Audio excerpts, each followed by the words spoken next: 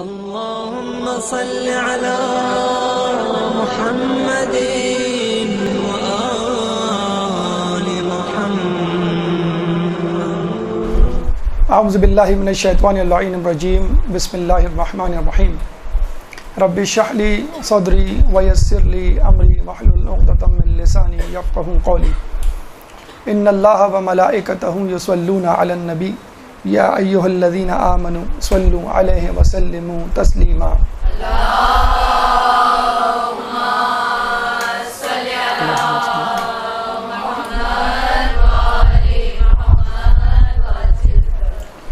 پچھلے دنوں ایک روایت نظر سے گزری. اس روایت کو آپ کے سامنے پیش کرنے کی جسارت کر رہا ہوں، اور یہ روایت آج کے دور سے اور ماحول سے عین مطابقت رکھتی ہے. ابان بن تغلب، ابو بصیر، سدیر سیرفی اور مفضل بن عمر ہمارے چھٹے امام جعفر صادق علیہ السلام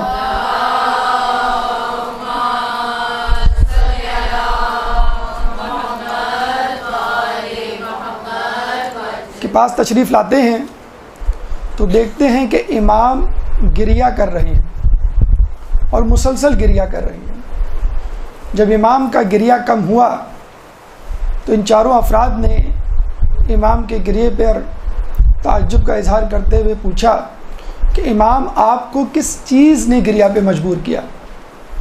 تو امام نے فرمایا کہ ابھی میں نے کتاب جفر میں، جو کہ قیامت تک کے حالات پر مبنی مشتمل کتاب ہے، مطالعہ کیا تو مجھے دور غیبت کے حوالے سے کئی واقعات مشاہدہ کرنے کو ملے. وہاں پہ میں نے یہ دیکھا کہ اس دور غیبت میں عجیب و غریب قسم کے شک و شبہات مومنین کے دل میں پیدا ہوں گے، اور مومنین اس قسم کے شک و شبہات میں مبتلا ہوں گے کہ ان کے ایمان متزلزل ہو جائیں گے. چنانچہ اس چیز نے مجھے مضطرب کر دیا ہے، میری آنکھوں کی نیند اڑ گئی ہے کہ صاحب ایمان کس طرح اپنے ایمان کو اس شک و شبہ سے بچائیں گے. یقیناً ہم آج اسی دور سے گزر رہے ہیں کہ جس دور میں ہمارا امام ہمارے سامنے نہیں، یقیناً اس سے پہلے جتنے ائمہ گزرے ان ائمہ کی زندگی میں حالات و واقعات کتنے ہی پرآشوب کیوں نہ ہوں، کم از کم ان کا امام ان کے سامنے تھا. ایک ڈھارس تھی، ایک تسلی تھی کہ اگر ہم اس پرآشوب دور سے گزر رہے ہیں تو ہمارا امام بھی ان تکالیف سے گزر رہا ہے، اور اگر مومنین کو کسی مسئلے سے دوچار ہونا پڑتا، کسی مصیبت سے، تو وہ امام سے بلا واسطہ رابطہ کر لیا کرتے تھے. آج کل کا مومن یہ سوچتا ہے کہ میں کس سے رابطہ کروں، اگر میرا امام میرے سامنے ہوتا تو کم از کم ایک ڈھارس ایک تسلی ہوتی. یقیناً یہ دور جو غیبت کا دور ہے، ایسے مومنین کو سلام کرنا چاہیے کہ جو بغیر کسی شک و شبہ کے اور اپنے دل میں کسی وسوسے کو لائے بغیر، ایمان کو متزلزل کیے بغیر دین اسلام پر چل رہے ہیں اور امام کے منتظر ہیں. یہاں پر یہ ایک بات ذہن میں رکھنی چاہیے کہ اسی دور میں اپنے ایمان کو بچانا ہی بہت بڑا کمال ہے، اور ایمان کو بچاتے ہوئے اس دنیا سے رخصت ہو جانا ہی بہت بڑا کمال ہے. 14 شعبان کا دن ہے، چند گھنٹے بعد 15 شعبان، نیمہ شعبان کی رات شروع ہو جائے گی، اور ہم سب وہ اعمال انجام دیں گے انشاءاللہ جو اس نیمہ شعبان میں کتابوں میں مذکور ہیں. ایک عمل جو ہم سب کیا کرتے ہیں اور اس سال اس رات بھی انجام دیں گے، دھڑکتے دلوں اور لڑکھڑاتی انگلیوں سے امام کو عریضہ لکھنا. اس میں ہم اپنا حال دل اس میں لکھیں گے، اور ہو سکتا ہے کہ نوک کے قلم پھسل جائے اور زبان پر شکوے شکایات تحریر کا روپ دھار لے، اور بے اختیار زبان سے نکلے کہ امام اب تو آ جائیے. کسی مومن کا دل توڑنا اچھی بات نہیں ہوتی. مومن کا دل رکھ لیجئے. اور عجب نہیں کہ وہاں سے جواب آئے کہ میں اسی مومن کے دل کے ٹکڑوں کو تو جمع کر رہا ہوں. میں کہاں پردہ غیبت میں فارغ بیٹھا، میں اسی مومن کے سینے کے زخموں کو جو اس نے ماتم کر کے اپنے سینے پہ تمغے کی صورت میں سجائے، اس پہ مرہم تو رکھ رہا ہوں. اور کیا کر رہا ہوں؟ گریہ و زاری میں چاکے گریباں ہونے والے کپڑوں کو رفو کر رہا ہوں. مومنین کے گناہ آلودہ دامن کو اپنے اشکوں سے دھو رہا ہوں. میں کہاں فارغ بیٹھا ہوں؟ اور جہاں تک آنے کی بات ہے تو دیکھو، میں آنے کے لیے تیار ہوں، لیکن تم میرے استقبال کے لیے تیار نہیں. دیکھا جائے تو امام ہمیں اس زحمت، اس شرمندگی سے بچانا چاہتے ہیں کہ شاید ہم اس سے دوچار ہو جائیں اگر امام اس وقت آ جائیں. ہماری مثال اس طالب علم کی سی ہے جو اپنے استاد سے مسلسل یہ کہہ رہا ہے کہ استاد میرا امتحان لے لیجئے، میں امتحان دینے کے لیے بےتاب ہوں. اور استاد اس سے مسلسل یہ کہہ رہا ہے کہ بیٹا ابھی تمہاری تیاری نہیں. اگر استاد اس کا امتحان لے لے تو کیا ہوگا کہ اس طالب علم کو فیل ہونے کی شرمندگی سے دوچار ہونا پڑے گا. تو دیکھا جائے امام کے ظہور کا نہ ہونا بھی ہمارے لیے عافیت ہے، ورنہ کتنے چہرے بے نقاب ہو جائیں گے، کتنی زیادہ ہم کو شرمندگی ہوگی. چنانچہ اس عافیت کے دور سے، غیبت کے دور سے فائدہ اٹھائیے اور اپنی تیاری کو مکمل کیجیے. تیاری کے حوالے سے بہت ساری گفتگو کی جاتی ہے. ابھی اس سے پہلے جو لیکچر ہوا غالباً وہ بھی اسی حوالے سے تھا کہ امام کی غیبت میں ہم کیسے ان کی تیاری کریں. بہت ساری کتابیں آپ نے پڑھی ہوں گی، دروس سنی ہوں گے، مجالس سنی ہوں گی، ویب سائٹس کو وزٹ کیا ہوگا. آج ہم ایک الگ جہت سے اس تیاری کے حوالے سے روشنی ڈالنے جا رہے ہیں. دیکھیں، ایک ہوتی ہے تیاری اور ایک ہوتی ہے آمادگی. مثلا ایک اسٹوڈنٹ نے امتحان کی تیاری تو کی بھی ہے، لیکن اس کو یہ نہیں معلوم کہ پرچہ کس نوعیت کا ہوگا. ایم سی کیو ہوگا، شارٹ کوسچن آنسرز ہوں گے، ٹرو اینڈ فالس ہوگا، کتنے سوالات ہوں گے، آپشنز ہوں گے کہ نہیں ہوں گے، کتنے گھنٹے میں کرنا ہوگا، وغیرہ وغیرہ. تو یہ عین ممکن ہے کہ یہ اسٹوڈنٹ فیل ہو جائے. ہمارا ایک اسٹوڈنٹ تھا، رات بھر اس نے تیاری کی، اور دوسرے دن جب ہم نے اس سے پوچھا کہ کیسا پیپر ہوا، اس نے کہا بہت خراب. تو ہم نے کہا کہ تم نے تو رات بھر تیاری کی ہے، شب بیداری کی ہے، تمہارا پیپر کیسے خراب ہو سکتا ہے؟ تو اس نے کہا کہ جب میں پیپر دینے گیا تو میری فزکس کے پیپر کی تیاری تھی، پتہ چلا پرچہ کیمسٹری کا تھا. ایسا بھی ہو سکتا ہے کہ آپ نے پوری تیاری تو کی، جب امام آئے تو پتہ چلا کہ صورتحال کچھ اور ہے، امام کو کسی اور قسم کے لوگ چاہیے، آپ نے کسی اور طرح سے تیاری کی ہوئی تھی.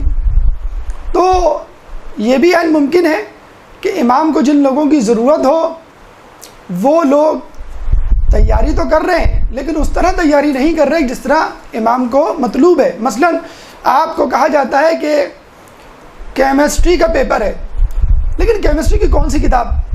بہت سارے آتھرز کی کتاب ہے. اگر آپ کو وہ کتاب مل بھی گئی تو کن چیپٹرز کا ہے، کون سے چیپٹر انکلوڈ ہیں، کون سے چیپٹر شامل نہیں ہیں، یا سوال کس طرح پوچھا جائے گا، وغیرہ وغیرہ. اس لیے ضروری ہے کہ امام کے آنے کے بعد امام کی حکومت کے خدوخال، امام کے ظہور کے بعد امام کے وقت کا ماحول کا ادراک ہونا چاہیے ہمیں. اسی لیے آج جو موضوع ہم آپ کے سامنے پیش کرنے جا رہے ہیں وہ ہے حکومت مہدی کے خدوخال. یعنی جب امام آئیں گے تو ان کی حکومت کی خدوخال یا انفراسٹرکچر کیا ہوگا، اور کیا ہم اس کی تیاری کر رہے ہیں؟ مخلص تو ہیں، تیاری بھی ہو رہی ہے، لیکن اس نہج پہ تیاری ہو رہی ہے جو امام چاہتے ہیں؟ یہ ہماری گفتگو کا مقدمہ آپ کے اذہان کو آمادہ کرنے کے لیے آج کے موضوع کے حوالے سے۔ اب اس موضوع کا دوسرا مقدمہ جس میں آسان ہو جائے گا آپ کو اس گفتگو کو سمجھنے کے لیے کہ ہمارے لیے یہ کیوں ضروری ہے کہ ہم اس ماحول، اس حکومت کی خد و خال کو پہچانیں تاکہ ہم امام کی حکومت میں ایڈجسٹ ہو سکیں۔ ان کے سپاہی بننا تو بہت دور کی بات۔ ایک درود پڑھ دے محمد والے محمد۔ اللہم صلی علی محمد۔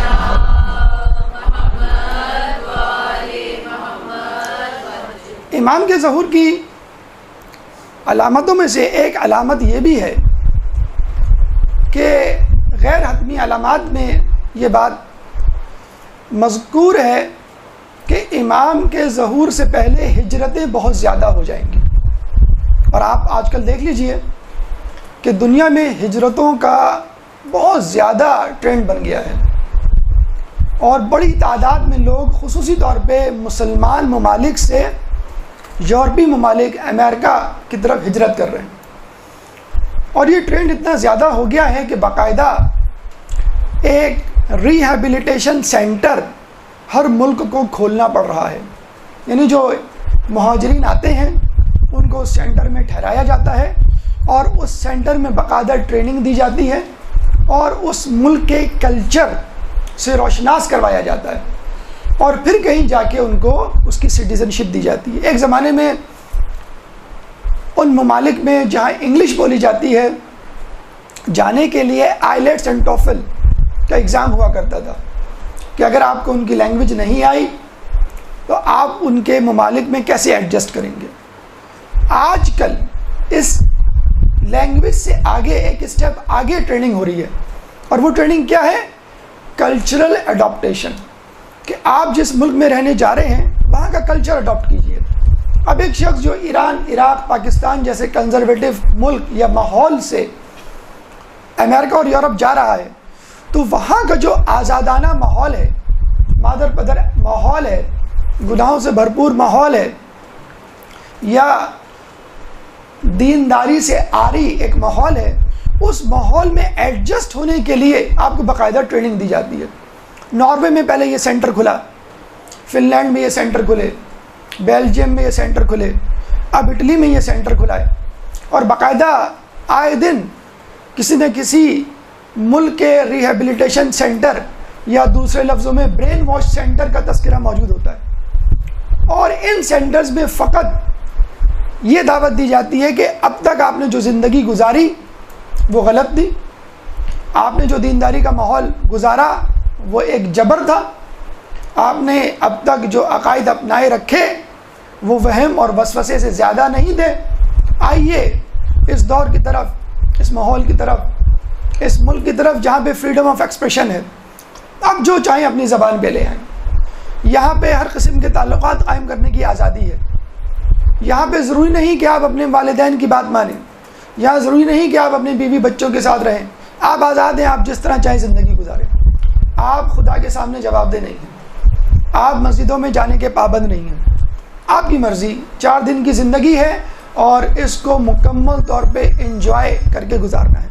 یہ وہ ماحول ہے، یعنی باقاعدہ تربیت دی جا رہی ہے، بتلایا جا رہا ہے کہ اگر کوئی ایک بے پردہ لڑکی آپ کو انوائٹ کرے کسی ڈسکو کلب میں جانے کے لیے، اپنے ساتھ ناچنے پر مجبور کرے، تو اس لڑکی کو غلط مت سمجھیے گا۔ یہ باقاعدہ مسلمانوں کو، اسپیشلی مسلمان سٹیزنز کو باقاعدہ ٹارگٹ کیا جا رہا ہے کہ آپ نے جو اب تک اپنے ملک میں حبس زدہ ماحول میں زندگی گزاری وہ غلط تھی۔ اصل ماحول یہ ہے، اور آپ دیکھ لیں باقاعدہ سازش کے تحت مسلمان ملکوں میں حالات خراب کیے جا رہے ہیں، اور پھر انہی ممالک سے چند 100 لوگوں کو امیگریشن دے کر گویا ان اسلامی ممالک پر احسان جتایا جا رہا ہے۔ ایک تو آپ نے پہلے خود حالات خراب کیے، کسی کے گھر میں آگ لگائی، اور پھر آپ اس کو کہیں کہ ہمارے گھر میں آ جاؤ 2-4 دن کے لیے۔ یہ ماحول پیدا کیا جا رہا ہے. کیوں؟ تاکہ آپ جب ان کے ماحول میں جائیں تو آپ کو ایک سائیکالوجیکل لینگویج میں کہا جاتا ہے سائیکالوجیکل شاک یا کلچرل شاک، آپ کو وہ کلچرل شاک نہ لگے، آپ بے پردگی، شراب نوشی، موسیقی اور مادر پدر آزاد ماحول کو دیکھ کر پریشان نہ ہو جائیں. جس طرح لوگوں کو باقاعدہ برین واش کر کے ریہیبلیٹیشن سینٹر میں تربیت دے کر ایک فاسق و فاجر ماحول کے لیے تیار کیا جا رہا ہے، بس سمجھ لیجئے غیبت کا دور بھی ایسا ہی دور ہے. بس فرق یہ ہے کہ ریورس فینومینا ہے. وہاں آپ کو فاسق و فاجر اور دنیا داری کی تعلیم دی جا رہی ہے، اور غیبت کے زمانے میں آپ کو تیار کیا جا رہا ہے کہ تم ایک بے دین ماحول میں رہ رہے ہو، فاسق و فاجر ماحول میں رہ رہے ہو. جب امام آئیں گے تو دیندار ماحول ہوگا، چنانچہ تم ذہنی طور پہ اپنے آپ کو تیار کر لو. تو دیکھا جائے غیبت کا دور جتنا طویل ہوگا اتنا ہی زیادہ آپ کے لیے آسانی ہے. جیسے اسٹوڈنٹ کو کہا جائے جو امتحان تمہارا 1 ہفتے بعد ہونا تھا اب 1 مہینے بعد ہوگا، وہ کتنا خوش ہو جائے گا کہ اچھا ہوا مجھے تیاری کے لیے مزید زیادہ وقت مل گیا. ہم جیسے نکمے لوگوں کے لیے تو کم از کم یہ ایک نیوز، اچھی نیوز ہوگی کہ بھئی امام کی غیبت کا دور اور ہو گیا، ہمیں تھوڑی سی تیاری کا موقع مل گیا. میں ان کی بات نہیں کر رہا کہ جن کی تیاری مکمل ہے. ایک بات ذہن میں رکھ لیجئے کہ دنیا سائنسی دریافت، خوشحالی، ترقی کے حوالے سے اسی طرف جا رہی ہے جس طرف امام چاہتے ہیں. دنیا اسی طرف سفر کر رہی ہے جس طرف امام چاہتے ہیں کہ سفر کرے، لیکن دنیاوی اعتبار سے، ترقی کے اعتبار سے، خوشحالی کے اعتبار سے، تعلیم اور علم کے اعتبار سے، لیکن گناہوں کے اعتبار سے، نیکیوں کے اعتبار سے، ظلم و عدل کے اعتبار سے مخالف میں سفر کر رہی ہے. جبھی تو کہا گیا ہے کہ امام جب آئیں گے تو اس دنیا کو عدل سے بھر دیں گے جس طرح یہ ظلم سے بھری ہوئی تھی. یہ نہیں کہا گیا کہ امام جو ہے اس کو خوشحالی سے بھر دیں گے، یہ فقر و فاقہ سے بھری ہوئی تھی، یا علم سے بھر دیں گے، یہ پہلے جہالت سے بھری ہوئی تھی. امام کے وقت وہی ماحول ہوگا جو خوشحالی اور ترقی کے حوالے سے ابھی ہے، لیکن بہت زیادہ تعداد میں، کثیر مقدار میں، لیکن ڈائریکشن وہی ہوگی. میں اس کی مثال آپ کو دیتا ہوں. اس وقت دنیا میں جو سائنسی ایجادات اور دریافتیں ہو رہی ہیں اتفاقاً ان کا تعلق اسلام سے ہے، اتفاقاً ان کا تعلق دین سے ہے.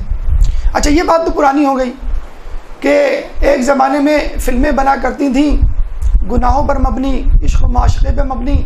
آج کل اسلام سے متعلق فلمیں بن رہی ہیں، عقائد سے متعلق فلمیں بن رہی ہیں، باقاعدہ ڈرامے بن رہے ہیں عقائد اور اسلام سے متعلق. اسی طرح اس وقت جو بہت بڑی بڑی سائنسی دریافتیں یا ایجادات ہو رہی ہیں، آپ کو یقین نہیں آئے گا کہ ان کا تعلق ہمارے عقائد سے.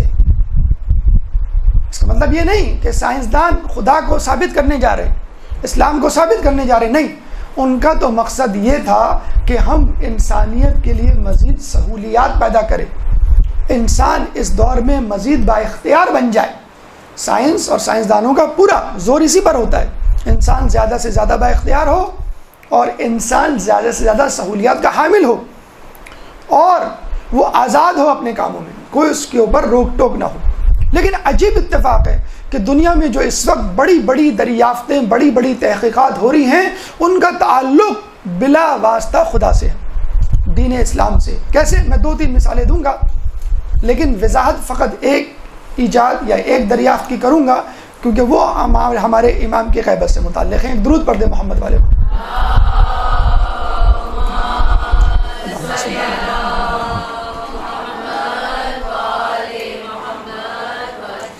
دیکھیں کچھ عرصے پہلے ایک تحقیق ہوئی اور ہگس بوسن پارٹیکل کے حوالے سے ریسرچ کی ابتدا ہوئی. ہگس بوسن پارٹیکل وہ پارٹیکل ہے کہ جس کے بارے میں کہا جاتا ہے کہ اس پارٹیکل، اس ذرے کی وجہ سے یہ کائنات وجود میں آئی اور ستارے سیاروں کو جو مادی وجود ملا ہے اس ہگس بوسن پارٹیکل کی وجہ سے ملا ہے. اس ہگس بوسن پارٹیکل جس کو نوبل پرائز بھی ملا ہے، ایک پروفیسر نے دریافت کیا اور اس وقت فرانس اور بیلجیم کے بارڈر پہ دنیا کی سب سے بڑی لیبارٹری اور کثیر تعداد میں موجود سائنسدان، تقریباً 4000 کی تعداد میں لوگ اس پر ریسرچ کر رہے ہیں، جس میں 4 پاکستانی بھی شامل ہیں۔ اس میں ریسرچ یہ کیسی کی جا رہی ہے کہ یہ کائنات کیسے وجود میں آئی، وہ ذرہ کیا تھا جو اس کائنات کے وجود کا سبب بنا، جس کا نام تھا ہگز بوسن پارٹیکل۔ اتفاق کی بات ہے کہ لوگوں نے اس کا نام رکھ دیا گاڈس پارٹیکل، خدائی ذرہ۔ ہگز بوسن صاحب بہت ناراض ہوئے، کہنے لگے کہ میں خود ایتھیسٹ ہوں اور میں خدا پہ بلیو نہیں کرتا، تم لوگوں نے کیوں اس کا نام گاڈس پارٹیکل رکھ دیا؟ تو یہ ذرہ گاڈس پارٹیکل سے زیادہ مشہور ہو گیا ہے بنسبت ہگز بوسن پارٹیکل کے۔ اب لوگوں نے باقاعدہ طور پہ یہ کہنا شروع کر دیا کہ ہم تو کہتے تھے خدا نے جو ہے وہ کن کہا اور فیکون، یعنی یہ کائنات وجود میں آ گئی۔ سائنسدان بھی یہی کہتے ہیں، یہ ذرہ چند سیکنڈ کے لیے کائنات میں آیا اور کائنات جو ہے باقاعدہ طور پہ وجود میں آ گئی۔ ایک اور تھیوری، ریسرچ کلوننگ، کہ جس کے ذریعے کہا یہ جاتا ہے کہ انسان کا سیل لے کر اس جیسا انسان بنایا جا سکتا ہے، اور وہ چلے تھے تخلیق انسان میں دخل اندازی کرنے۔ ہگز بوسن پارٹیکل کیا تھا؟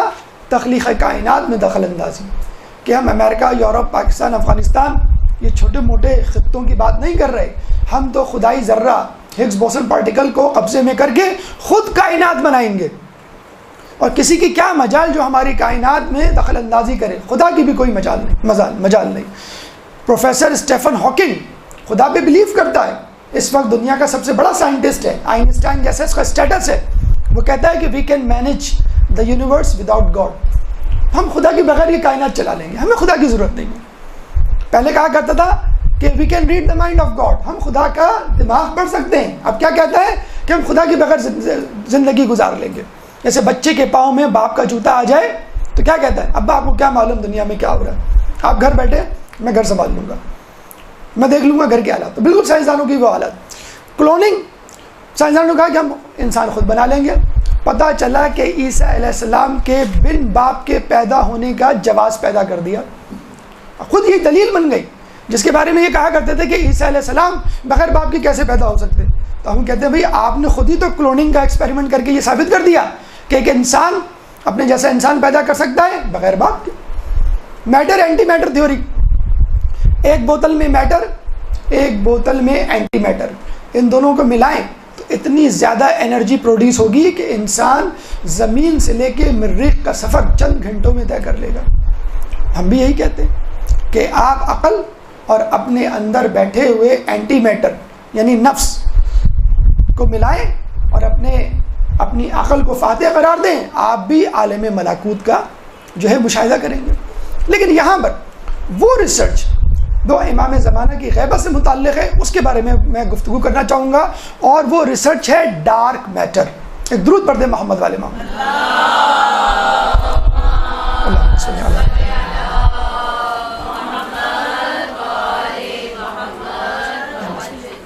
غور سے سنیے گا اس ڈارک میٹر کی ریسرچ کو۔ انشاءاللہ اس ریسرچ کے اختتام پر آپ خود کہیں گے کہ واقعی امام زمانہ ہیں اور غیبت میں ہیں اور وہ نظام کائنات چلا رہے ہیں۔ سائنسدانوں نے ایک جگہ بیٹھ کے گریویٹیشنل فورس کیلکولیٹ کرنا شروع کی، کشش ثقل، جس کو نیوٹن نے دریافت کیا تھا۔ تو انہوں نے اندازہ لگایا کہ کمرے میں 4 دیواریں اور 2 چھتیں، لیٹ سے ان کی گریویٹیشنل فورس کیا ہوتی ہے؟ جو میٹر ہوتا ہے، جو مادہ ہوتا ہے، مادہ ایک دوسرے کو کھینچتا ہے، اس کشش کو کشش ثقل گریویٹیشنل فورس کہتے ہیں۔ انہوں نے کمرے میں بیٹھ کے کیلکولیٹ کیا کہ اس کمرے کی گریویٹیشنل فورس یا کشش ثقل 6 نیوٹن ہونی چاہیے، 4 دیواریں، 1 چھت اور 1 فرش۔ لیکن پتہ چلا کہ اس کی گریویٹیشنل فورس یا کشش ثقل 100 نیوٹن ہے، یعنی 94 نیوٹن زیادہ، 94% گریویٹیشنل فورس زیادہ آ رہی ہے۔ وہ پریشان ہو گئے، دوسرے کمرے میں گئے، وہاں بھی یہی معاملہ، ہونا چاہیے 6 نیوٹن اور گریویٹیشنل فورس آ رہی ہے 100 نیوٹن۔ وہ چلے گئے میدان میں، وہاں پہ بھی یہی حال، پہاڑوں پر وہاں پہ بھی یہی حال، سمندر میں وہاں پہ بھی یہی حال، صحرا میں وہاں بھی یہی حال۔ تو وہ اس نتیجے پہ پہنچے اگر گریویٹیشن فورس ہر جگہ زیادہ آ رہی ہے تو اس کا مطلب کیا ہوا کہ جو مادہ ہمارے سامنے موجود ہے اس کے علاوہ بھی کوئی اور ہے جو یہاں موجود ہے۔ وہ مادہ موجود ہے لیکن وہ مادہ ہمیں نظر نہیں آ رہا، وہ مادہ انویزیبل ہے۔ جو یہ فورس اپلائی کر رہا ہے. پہلے انہوں نے سوچا تھا یہ مادہ 25% ہوگا, پھر انہوں نے کہا نہیں 50% ہے, پھر انہوں نے کہا 75% ہے. اب وہ کہہ رہے ہیں کہ نہیں, یہ مادہ جو انویزیبل ہے, جو ڈارک میٹر ہے جسے کہتے ہیں, یہ 94% ہے. اب ہم سائنسدانوں کو کیسے کہیں کہ ہم تو آپ کو سالوں سے کہہ رہے ہیں کہ بھائی ضروری نہیں کہ جو چیز موجود ہو وہ نظر آئے. آپ ہم سے یہی کہا کرتے تھے نا, ایک زمانے میں انگلینڈ میں بیکن, اور اس کے بعد سائنسدانوں کی لائن لگ گئی کہ جو چیز نظر نہیں آتی اس کو نہیں مانو. خدا نظر نہیں آتا نہیں مانو, جنت دوزخ نہیں نظر آتی نہیں مانو, فرشتے نظر نہیں آتے نہیں مانو, جن نظر نہیں آتے نہیں مانو. اور اب کہا جا رہا ہے امام نظر نہیں آتا تو کیا فائدہ, نہیں مانو. تو ہم کہتے ہیں کہ اگر کوئی چیز نظر نہیں آتی اور نہیں ماننا چاہیے تو آپ ڈارک میٹر کے پیچھے کیوں پڑے ہوئے؟ یہ کہاں سے آئی اضافی کشش ثقل جس کے لیے آپ کہہ رہے ہیں کہ ایک مادہ ہے جو موجود ہے لیکن ہمیں نظر نہیں آ رہا. تو بھئی ہمیں دکھا دیجئے کیوں نظر نہیں آ رہا. وہ اتنا چھوٹا ہے, اس کے پارٹیکل اتنے رقیق ہیں, اتنے باریک ہیں کہ وہ ہمیں نظر نہیں آ رہے. تو پھر کیسے اثر ڈال رہے ہیں؟ اثر ڈال رہے ہیں. ہم بھی تو یہی کہہ رہے ہیں کہ اگر مادہ نظر نہ آنے کے باوجود اثر ڈال سکتا ہے تو کیا امام پردہ غیبت میں رہ کر اس دنیا پہ اثر نہیں ڈال سکتا؟ ایک درود پڑھ دے محمد والے محمد. اللہم صلی اللہ.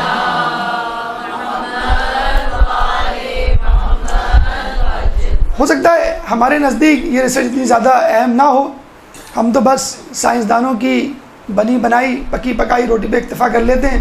لیٹسٹ ماڈل کے موبائلز آئے خرید لیے, کیمرے آئے لے لیے, گاڑیاں آئیں لے لیں, LCD آئی لے لی, اور جو تحقیق ہوئی فوراً اس کو ہائی جیک کر کے کبھی امام کی غیبت ثابت کر دی, کبھی خدا کا وجود ثابت کر دیا, کبھی روزے کی افادیت ثابت کر دی. ہمارا تو یہی کام رہ گیا ہے, خود سے ریسرچ, بلکہ ان ریسرچ کی طرف توجہ اور ان ریسرچ کو معاشرے میں پروپوگیٹ کرنا مفقود ہو چکا ہے. اس ریسرچ کی اتنی زیادہ اہمیت ہے کہ امریکہ میں ایک شخص کو جب ضرورت پڑی ڈارک میٹر پہ ریسرچ کے لیے تو اس نے امریکہ کی اسٹیٹ ساؤتھ ڈیکوٹا میں ایک سونے کی کان کو رینٹ پہ لیا, اور رینٹ پہ لے کر چند مہینے ڈارک میٹر کا ایکسپیریمنٹ کیا. وہ ڈارک میٹر کا ایکسپیریمنٹ کامیاب ہو گیا, نوبل پرائز مل گیا. اس کے بعد اس نے کہا کہ یہ جگہ یعنی یہ سونے کی کان میرے لیے بڑی امپورٹنٹ ہے. اگر ہم ڈارک میٹر کو ڈیٹیکٹ کرنے میں کامیاب ہو گئے تو ہم اس کو یوز بھی کر سکتے ہیں, ہم اس کو استعمال بھی کر سکتے ہیں. چنانچہ میں چاہتا ہوں کہ یہ جگہ یعنی سونے کی کان ہمیں دے دی جائے. ہمارے یہاں ہوتی تو ہم اس کو مار کے باہر نکال دیتے کہ یہ سونے کی کان ہے, کوئلے کی کان نہیں ہے. یقین کیجئے وہاں کی گورنمنٹ نے سونے کی کان کو بند کر دیا, سونا نکالنے کے کام کو بند کر دیا, اور اس سونے کی کان کو لیبارٹری میں تبدیل کر دیا. اب اس لیبارٹری کا نام ہے سرف. سرف کے نام سے تو ہمیں صرف سرف ایکسل یاد آئے گا. سینفورڈ انڈر گراؤنڈ ریسرچ فیسلٹی, یہ اس کا نام ہے, ساؤتھ ڈیکوٹا میں موجود ہے. سونے نکالنے کا کام بند ہو چکا ہے, سونے کی کام بند ہو چکی ہے, اب وہ لیبارٹری میں چلو. اب آپ دیکھ لیجئے, یہ ہے وہ انگریز, یہ ہے وہ امریکہ جس کو ہم گالیاں دیتے نہیں تھکتے, لیکن یہ وہی لوگ ہیں کہ جو سونے کی کان کو لات مار دیتے ہیں. کس کے لیے؟ علم کے پیچھے.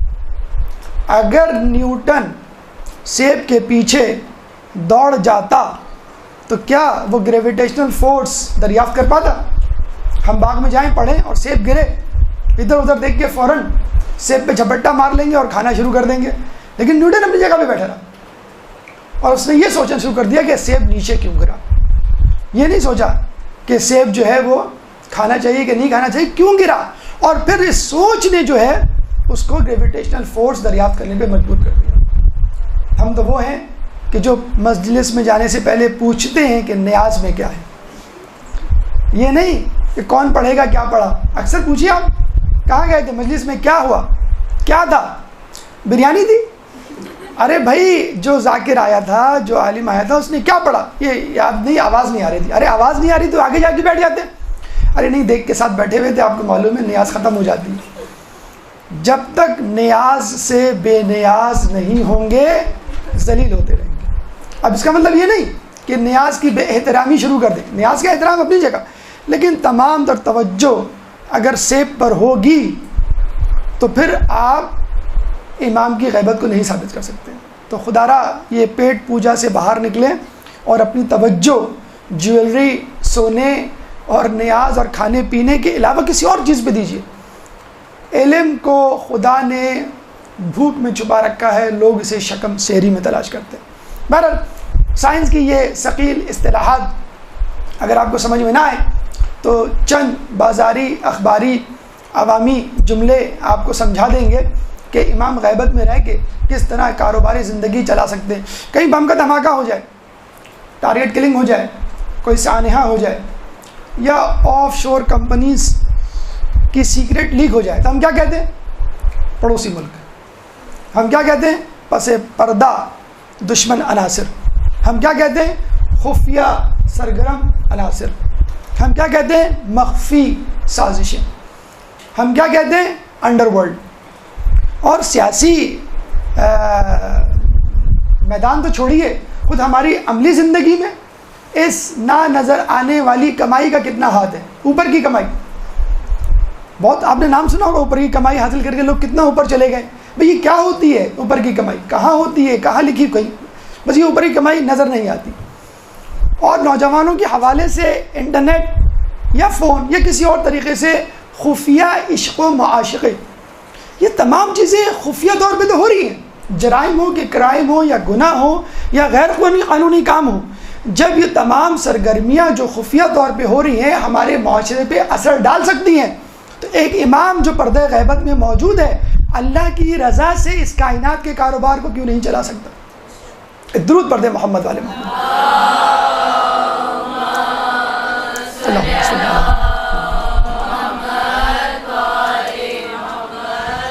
بتلانا یہ مقصود ہے کہ امام کا جب ظہور ہوگا، امام کے آنے والے دور میں جو ماحول ہوگا وہ اسی ماحول، اسی ان چیزوں کا تسلسل ہوگا جو ہمارے آس پاس رونما ہو رہی ہیں۔ آنے والے دور میں مثلا اگر فرض کر لیں کوئی آپ سے یہ پوچھے کہ اگر امام غیبت میں رہ کر اس دنیا کا کاروبار چلا سکتے ہیں تو بھائی ٹھیک ہے، ان کو غیبت میں رہنے دیجئے، کیوں ڈسٹرب کر رہے ہیں؟ کیوں ان کو ظہور پہ مجبور کر رہے ہیں؟ اگر آپ لوگوں کو اتنا زعم ہے، اتنا فخر ہے مسلمانوں کو کہ امام غیبت میں رہ کر ہماری حفاظت کر رہے ہیں اور گاہے بغائے ملاقات بھی کر رہے ہیں، تو بھائی ان کو رہنے دیجئے، کیا ضرورت ہے حکومت قائم کرنے کی؟ تو سب سے اہم چیز، سوال جو آپ کے ذہن میں اٹھنا چاہیے وہ یہ کہ امام کی حکومت کی ضرورت کیا ہے؟ نمبر 1 ہماری گفتگو کا پہلا مرحلہ۔ نمبر 2 راستہ کیا ہوگا امام کے ظہور کا، امام کی حکومت کا، امام کی حکمرانی کا۔ نمبر 3 طریقہ کار کیا ہوگا۔ نمبر 4 امام کی حکومت کی خد و خال، انفراسٹرکچر کیا ہوگا۔ نمبر 5 امام کی حکومت کا عالمی انداز، اور اس کے بعد امام کی مدت حکومت۔ ایک ایک کر کے انشاءاللہ ان مراحل پہ گفتگو ڈالیں گے، روشنی ڈالیں گے۔ ایک درود پڑھ دیں محمد والے محمد۔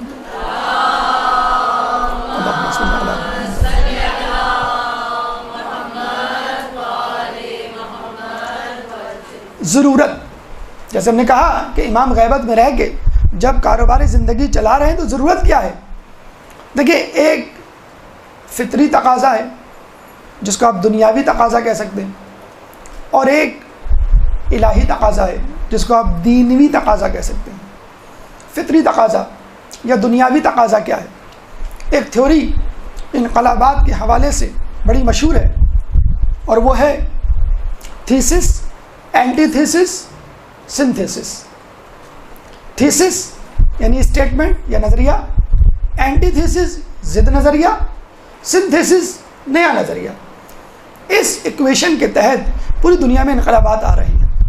یعنی ایک حکومت ہوتی ہے، ایک نظریہ ہوتا ہے، اس کے خلاف لوگ جمع ہو جاتے ہیں کہ ہمیں ایسی حکومت نہیں چاہیے۔ وہ لوگ جو باغی ہوتے ہیں جب حکومت میں آتے ہیں تو وہ بھی اپنے نظریے پہ قائم نہیں رہتے، تو ایک نئی حکومت کی شکل بن جاتی ہے۔ مثلا فرانس میں بادشاہت تھی، نپولین بوناپارٹ آیا، اس نے ڈکٹیٹرشپ کی بنیاد رکھی۔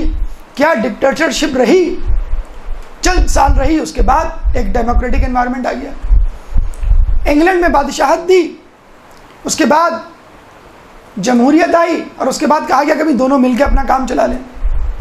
رشیا میں کمیونزم تھا لیکن وہ بہت عرصے نہیں چل سکا، اب کمیونزم پلس ڈیموکریسی چل رہی ہے. مصر میں ڈکٹیٹرشپ دی، ڈیموکریسی آئی، آج ملیٹنسی موجود ہے. تو آپ نے دیکھا جہاں جہاں انقلابات آئے ہیں وہ اپنی جگہ پہ رکے نہیں، ایک نئی شکل اختیار کر گئے. اس کا مطلب کیا ہوا کہ انسان یہ سوچتا ہے کہ شاید یہ راستہ غلط ہے، یہ راستہ صحیح ہے. جب اس کے پیچھے جاتا ہے تو کچھ عرصے بعد اندازہ ہوتا ہے کہ نہیں، یہ راستہ بھی غلط ہے، یہ راستہ بھی غلط ہے. بالکل ایسی مثال ہے کہ ایک مریض میڈیکل اسٹور میں داخل ہو جائے اور ایک دوا اٹھا کے کھانے لگے کہ شاید یہ میرے مرض کی دوا ہو، پھر دوسری دوا، پھر تیسری دوا، پھر چوتھی دوا. ایک دوا تو وہاں موجود ہوگی جو اس کے مرض کا علاج ہوگی، دوا ہوگی، لیکن وہ ٹرائل اینڈ ایرر کی بنیاد پر دواؤں کا استعمال کر رہا ہے اور اپنی جان سے ہاتھ دھو بیٹھتا ہے. بالکل یہی مسئلہ یہاں پر بھی ہو رہا ہے. ہم یہ سمجھتے ہیں کہ دنیا میں آنے والے انقلابات مسلسل تبدیلی کی طرف جا رہے ہیں، اور ان تمام انقلابات کو ایک فائنل حتمی انقلاب کی ضرورت ہے کہ جس کے بعد تمام لوگ اس انقلاب پر متفق ہوں گے اور مزید انقلاب کی ضرورت نہیں ہوگی. یہاں پر ایران کے انقلاب کو ایک ایکسیپشن قرار دینی چاہیے. کیوں؟ کہ یہ انقلاب واقعی ایک حق و باطل کا معرکہ تھا، کہ جس میں باطل کو شکست ہوئی اور حق کو فتح ہوئی. اور اب یہ انقلاب امام کے آنے والے انقلاب کے لیے ایک زمینہ فراہم کر رہا ہے، ایک مقدمہ فراہم کر رہا ہے. جب بھی ہم کہتے ہیں کہ انقلاب ایران کو قائم رکھ اور اسے زمانے کے امام کے انقلاب سے متصل فرما، یہ ہے دنیاوی ریزن یا فطری تقاضا جس کی بنیاد پہ ہم کہتے ہیں کہ دنیا میں آنے والے انقلابات مسلسل طیران پذیر تبدیلی کے خواہ ہیں، اور ایک حتمی انقلاب کی ضرورت ہے کہ جس میں تمام لوگ متفق ہو جائیں. اب آ جائے دینی ضرورت یا الہی تقاضا کیا ہے. ایک درود پڑھ دے محمد والے محمد. اللہم صلی اللہ. سورہ نور آیت نمبر 55 اللہ تعالیٰ فرماتا ہے وعد اللہ الذین آمنوا منکم وعملوا الصالحات. اللہ تعالیٰ کا وعدہ ہے ان لوگوں سے کہ جو ایمان لائے اور جنہوں نے نیک عمل کیا. کیا وعدہ ہے؟ لَيَسْتَخْلِفَنَّهُمُ الَّذِينَ لَيَسْتَخْلِفَنَّهُمْ فِي الْأَرْضِ كَمَا اسْتَخْلَفَ الَّذِينَ مِنْ قَبْلِهِمْ، کہ ان کو خلیفہ حاکم بنائے گا ان لوگوں کی طرح کہ جس طرح کے پہلے کے لوگوں کو بنایا.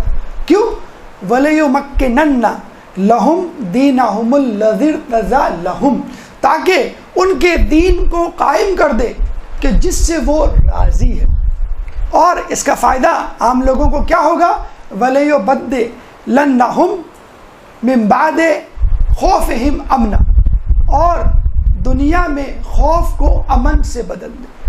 دیکھیں اللہ تعالیٰ یہاں پہ لَيَسْتَخْلِفَنَّهُمْ کا لفظ استعمال کر رہا ہے. لام عربی میں لام تاکید کہا جاتا ہے. لام کے اوپر جو زبر ہو اور کسی لفظ سے پہلے آئے تو ہم اس کو لام تاکید کہتے ہیں، یعنی ضرور بالضرور. اور پھر لَيَسْتَخْلِفَنَّهُمْ، نون پہ جو تشدید ہے اس کو ہم کہتے ہیں نون ثقیلہ، نون تاکید ثقیلہ. تو یہاں پر 2 مرتبہ تاکید اللہ تعالیٰ نے استعمال کی ہے. لَيَسْتَخْلِفَنَّهُمْ، ضرور بالضرور ہم خلیفہ بنائیں گے. کن کو؟ جن لوگوں نے نیک عمل کیے اور جن لوگوں نے عمل صالح کیے اور جو لوگ ایمان لائے.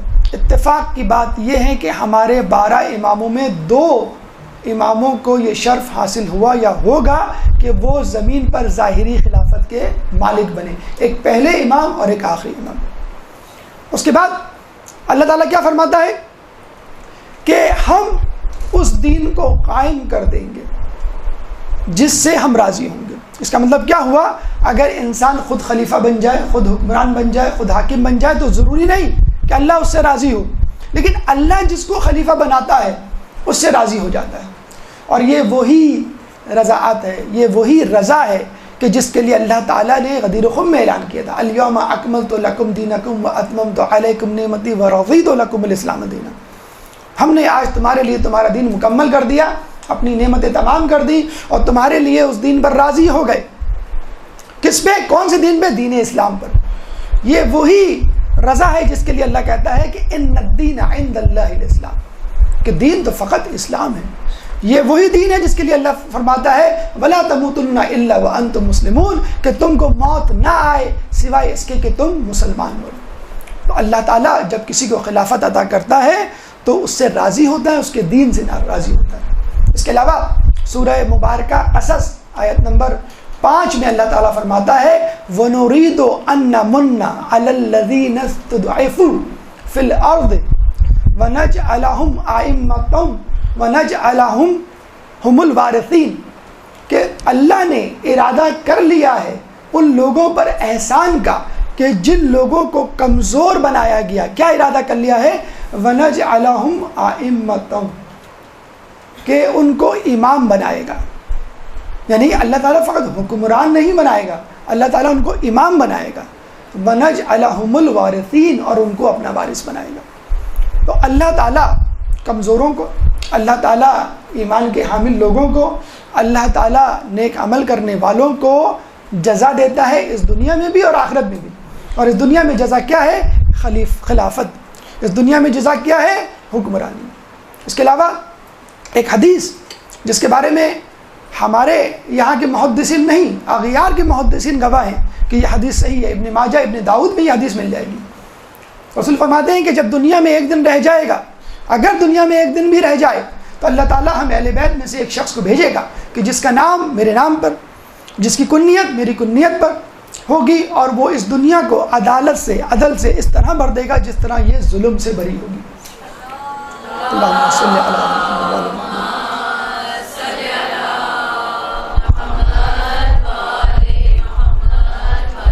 تو ہم کس نتیجے پہ پہنچے کہ چاہے دنیاوی تقاضا ہو یا دینوی تقاضا ہو، فطری تقاضا ہو یا الہی تقاضا ہو، دونوں تقاضوں کا مرکز و منبر و محور اور نگاہ اہداف یہی ہے کہ اللہ کے نیک بندوں کو خلافت یا حکومت دی جائے. فَأَقِمْ وَجْهَكَ لِلدِّينِ حَنِيفًا فِطْرَةَ اللَّهِ الَّتِي فَطَرَ النَّاسَ عَلَيْهَا لَا تَبْدِيلَ لِخَلْقِهِ فَأَقِمْ ذَلِكَ فَأَقِمْ الدِّينَ ذَلِكَ الدِّينُ فَأَقِمْ، کہ یہی وہ دین ہے جو سیدھا ہے. یعنی اللہ تعالیٰ فرماتا ہے کہ اپنا چہرہ دین حنیف کی طرف کر لو. فطرت اللہ التی فطر الناس علیہا، یہ وہ اللہ کی فطرت ہے جس پہ اس نے انسانوں کو پیدا کیا. اور پھر لا تبدیل لخلقہ، اور اس کی خلقت کے لیے کوئی تبدیلی نہیں ہوتی. یعنی اللہ تعالیٰ اپنے اصول و ضوابط اور قوانین کو تبدیل نہیں کرتا. ذالک الدین القیم، یہی صحیح دین ہے. تو اگر تم دنیاوی اعتبار سے کوشش کرو کہ میں صحیح راستے پہ پہنچ جاؤں، میں عدل پر آ جاؤں، میں صراط مستقیم پر آ جاؤں، چاہے تم دیندار بن کر سوچو، دونوں کی سوچیں ایک ہی جگہ پر منطبق ہوں گی، ایک ہی جگہ پر مرتکز ہوں گی، اور وہ وہی سوچ ہوگی جو اللہ کی سوچ ہوگی. کیونکہ اللہ تعالیٰ نے انسان کو معصوم پیدا کیا ہے، اللہ تعالیٰ نے انسان کو دین فطرت پہ پیدا کیا ہے.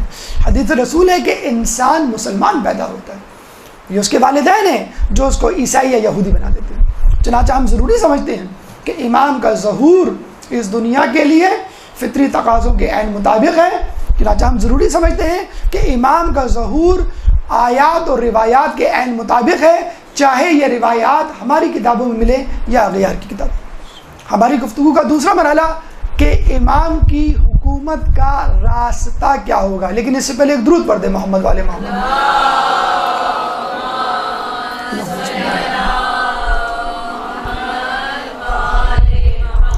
دیکھیں، آپ نے یہ حدیث سنی ہوگی کہ اولنا محمد و اوسطنا محمد و آخرنا محمد و کلنا محمد.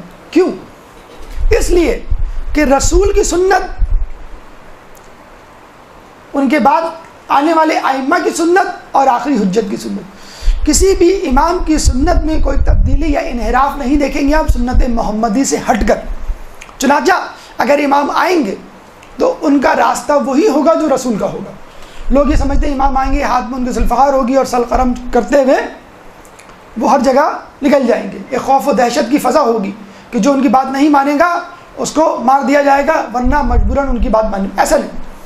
امام فقط وہی کام کریں گے، وہی راستہ اپنائیں گے جو رسول نے اپنایا۔ رسول نے کیا اپنایا؟ مکی دور، مدنی دور، دو مرحلے تھے رسول اللہ کی نبوت کے۔ رسول اللہ نے 80 سے زیادہ غزوات اپنی زندگی میں لڑے، جنگیں لڑی۔ مجھے بتائیے ان میں سے کتنی جنگیں مکی دور میں ہوئی؟ ایک جنگ بھی نہیں ہوئی۔ اس کا مطلب کیا ہوا؟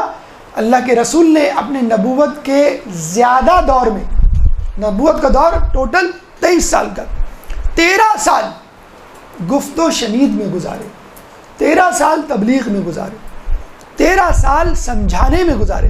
اس کے بعد جو 10 سال مدینے میں آئے اس میں جنگیں لڑی۔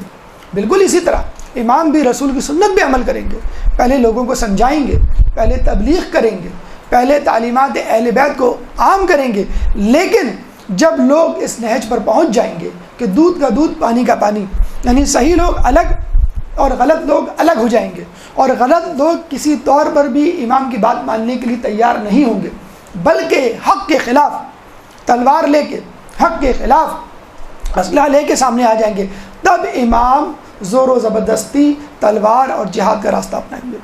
تو یہ یاد رکھ لیجئے کہ امام کے آنے کے بعد وہی طریقہ کار ہوگا، وہی طریقہ محمدی، وہی سنت محمدی، کہ پہلے سمجھانے کا دور، صبر و برداشت کا دور یعنی مکی دور، اس کے بعد مدنی دور۔ اس کے بعد تیسرا مرحلہ کہ امام کا طریقہ کار کیا ہوگا۔ ایک درود پڑھ دیں محمد والے محمد، اللہم صلی علی محمد والے محمد۔ آئنسٹائن سے ایک دفعہ پوچھا گیا کہ تیسری جنگ عظیم کیسے لڑی جائے گی؟ تو آئنسٹائن نے جواب دیا کہ مجھے نہیں معلوم تیسری جنگ عظیم کیسے لڑی جائے گی، لیکن چوتھی جنگ عظیم لکڑی اور پتھروں سے لڑی جائے گی۔ اور جب اس سے پوچھا گیا ایسا کیوں، تو اس نے کہا کہ تیسری جنگ عظیم میں اتنے خطرناک ہتھیار استعمال کیے جائیں کہ دنیا مکمل طور پہ تباہ و برباد ہو جائے گی، چند گنے چنے لوگ بچیں گے، سائنس اور ٹیکنالوجی دنیا سے مفقود ہو جائے گی، فقط پتھر اور لکڑی ہوگی۔ اور اگر چوتھی جنگ عظیم ہوئی تو لوگ اسی پتھر اور لکڑی کو استعمال کریں گے۔ اور کچھ افراد، کچھ علماء، کچھ مجتہدین، ایک مکتبہ فکر یہ بھی کہتا ہے کہ جب دنیا اس دور میں واپس پہنچ جائے گی تو امام جب ذوالفقار لے کے آئیں گے تو Zulfiqar will be the latest weapon, وہ لیٹسٹ ٹیکنالوجی ہوگی۔ لیکن کچھ علماء اور کچھ مکتبہ فکر کے افراد اس بات میں متفق ہیں کہ امام جب آئیں گے تو اس دور کے لیٹسٹ میتھڈز، لیٹسٹ اسٹریٹجی پہ عمل کریں گے۔ اگر ایسا نہ ہوا، یعنی زمانہ واپس چلا گیا پتھر کے دور میں یا ڈارک ایجز میں یا پسماندہ ماحول میں، تو اس کا مطلب یہ ہوگا کہ اسلام ترقی کو پسند نہیں کرتا۔ چنانچہ امام کا اس ٹیکنالوجی کو استعمال کرنے کا مقصد اور اس بات کا پایہ ثبوت ہے کہ اسلام ترقی کا اور علم کا مخالف نہیں۔ چنانچہ امام وہی ٹیکنالوجی، وہی چیزیں استعمال کریں گے جو اس دور میں استعمال ہو رہی ہوں گی، بلکہ اس ٹیکنالوجی، اس ترقی کو مزید جلا بخشیں گے۔ کیسے؟ آئیے دیکھتے ہیں۔ ایک درود پڑھ دیں محمد والے محمد، اللہم صلی علی محمد۔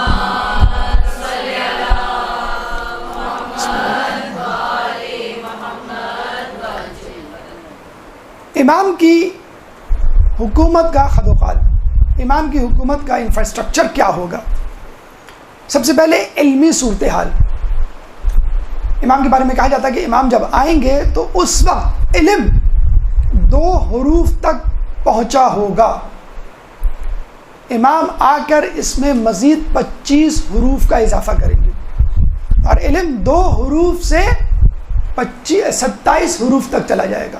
ہم جس علم پر گھمنڈ کرتے ہیں، جس علم پر سائنسدانوں کو فخر ہے کہ اب ہم کائنات کا نظام خود چلا لیں گے، اب ہم خدا کا ذہن پڑھ سکتے ہیں، اب ہم کائنات خود بنا سکتے ہیں، ہم زلزلے طوفان خود لا سکتے ہیں، ہم بارش خود کروا سکتے ہیں، ہم سونامی برپا کر سکتے ہیں، اس دور کے اس گھمنڈیے اور مغرور سائنسدان کے لیے عرض ہے کہ تم جتنی ترقی کر لو، ابھی تو ترقی باقی ہے، ابھی تو 2 حروف تک بھی نہیں پہنچی ہوگی۔ جب امام آئیں گے تو اس وقت 2 حروف ہوگی، اور امام کے آنے کے بعد امام اس علم کو، اس ترقی کو 2 حروف سے 27 حروف تک لے جائیں گے۔ اس کا مطلب کیا ہوا کہ اسلام ہونے والی جاری و ساری ترقی، سائنسی ایجادات، انکشافات کی نفی نہیں کریں گے، مخالفت نہیں کریں گے، بلکہ اس کو آگے بڑھائیں گے۔ آپ دیکھ لیجئے اس وقت دنیا اسی طرف جا رہی ہے۔ ہم اپنی زندگی کو دیکھتے ہیں، ہم نے 20 یا 30 سال میں کمپیوٹر سیکھا، ہمارا بچہ 4 سال 5 سال کا ہے اور وہ کمپیوٹر پہ ایکسپرٹیز رکھتا ہے۔ پہلے زمانے میں او لیول کے ایگزام 16 سال کے 17 سال کے لڑکے لڑکیاں پاس کرتے تھے، 9 سال کے لڑکے نے او لیول کا ایگزام پاس کیا ہے اور اس کا تعلق پاکستان سے۔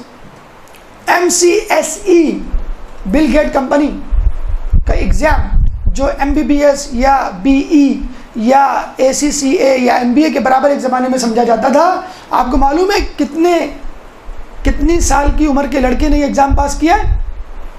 6 سال کی عمر کے لڑکے نے۔ 6 سال کی عمر کا لڑکا پہلی کلاس میں ہوتا اور اتفاق سے اس کا تعلق بھی پاکستان سے۔ آپ نے دیکھا اب جو ایگزام ہو رہے ہیں اس میں آپ کی ایج لمٹ نہیں پوچھی جاتی، آپ سے یہ نہیں پوچھا جاتا کہ آپ نے پچھلی کلاس میں کون سی کلاس پاس کی ہے۔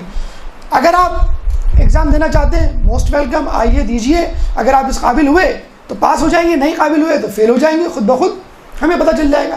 ہمیں اس کی کیا ضرورت ہے ہم آپ کی پرانی ڈگری تلاش کرتے پھر۔ میڈیکل کالج میں ایگزام لینا ہے اس کا الگ ایگزام ہے، انجینئرنگ کالج میں ایگزام لینا ہے اس کا الگ ایگزام ہے، ہر قسم کے ڈپارٹمنٹ میں امتحان ایڈمیشن لینے کے لیے اس کا الگ ایگزام ہے۔ اب پچھلی ڈگریوں کو نہیں پوچھا جاتا۔ اب پاکستان میں تو ہم یہاں پر پہنچے ہیں کہ 1/3 پرانی مارک شیٹ، 1/3 انٹرویو اور 1/3 جو ایپٹیچیوڈ ٹیسٹ ہوتا ہے، ہم 1/3 تک پہنچے۔ لیکن امریکہ یورپ میں اب یہ سسٹم ختم ہو گیا۔ وہ کہتے ہیں کہ آپ کو میڈیکل میں ایڈمیشن لینا ہے، ہم آپ سے یہ بھی نہیں پوچھیں گے آپ نے انٹر کیا ہے کہ نہیں کیا، آپ وہاں کا USMLE ایگزام پاس کر لیں، اگر کر لیں تو آپ میڈیکل میں آ جائیں، GRE ایگزام آپ پاس کر لیں، اس کے بعد آپ کو جہاں ایڈمیشن چاہیے آپ وہاں چلے جائیں گے۔ تو آپ نے دیکھا ایج لمٹ ختم ہوتی جا رہی ہے، انسٹیٹیوٹ ختم ہوتے جا رہے ہیں، اسکول کالجوں کا نظام ختم ہوتا جا رہا ہے۔ آنے والے دور میں آپ انڈیپینڈنٹ اسٹڈی کریں گے، ویب سائٹ سے پرچے ڈاؤن لوڈ کریں گے، سلیبس ڈاؤن لوڈ کریں گے، ویب سائٹ سے آن لائن فیس اپنی ڈپازٹ کریں گے۔ SSC ایگزام اسی طرح کا ایگزام ہے، او لیول ایگزام اسی طرح کا ایگزام ہے، GRE ایگزام اسی طرح کا ایگزام ہے۔ اب کالج یونیورسٹی جانے کی ضرورت نہیں ہے، آپ انٹرنیٹ پہ بیٹھ کے تمام ایگزام دیں، آپ کو کسی نے نہیں روکا۔ آپ دیکھ رہے ہیں اور غور سے اپنے آس پاس کے ماحول پہ نظر ڈالیے، کیوں آج کل کے بچے تیز ہیں؟ کیونکہ عقل انسانی ترقی کر رہی ہے، امام کے آنے تک عقل انسانی بہت آگے چلی جائے گی۔ تو کیا نعوذ باللہ امام آ کر اس ترقی کو روکیں گے؟ اس کا مطلب یہ ہوا کہ اسلام اس دنیا کے لیے بنا ہی نہیں، اسلام تو غار اور اسٹون ایج والے زمانے کے لیے بنا ہے۔ تو امام جب آئیں گے تو مزید اس میں ترقی دیں گے۔ اچھا، لوگ یہ پوچھتے ہیں کہ ایک دم سے اتنی زیادہ ترقی اور اتنا زیادہ علم انسان کیسے حاصل کرے گا؟ تو کہا یہ جاتا ہے کہ امام اپنے چاہنے والوں کے سروں پر ہاتھ رکھیں گے اور ان کی عقل کامل ہو جائے گی۔ اللہم صلی علی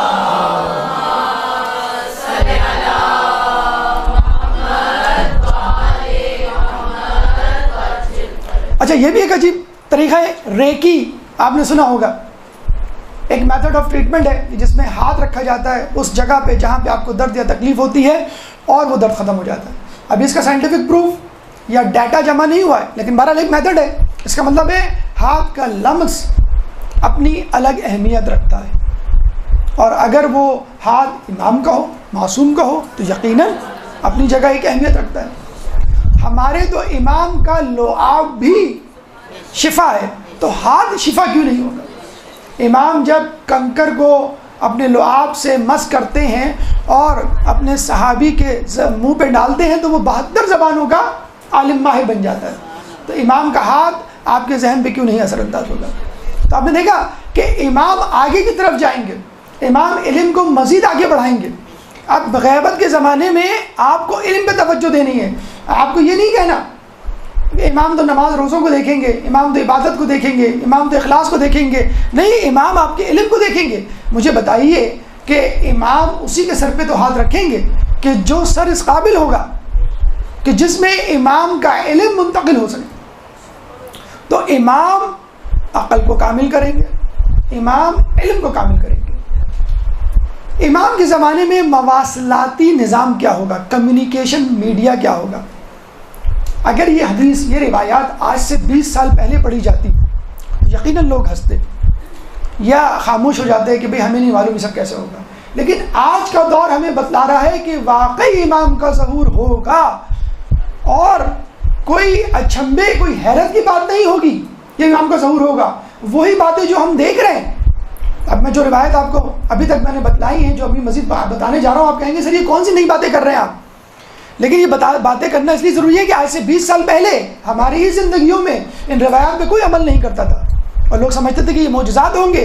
معجزات نہیں، یہ حقائق ہے، یہ سائنس ہے. مواصلت نظام کیا ہوگا؟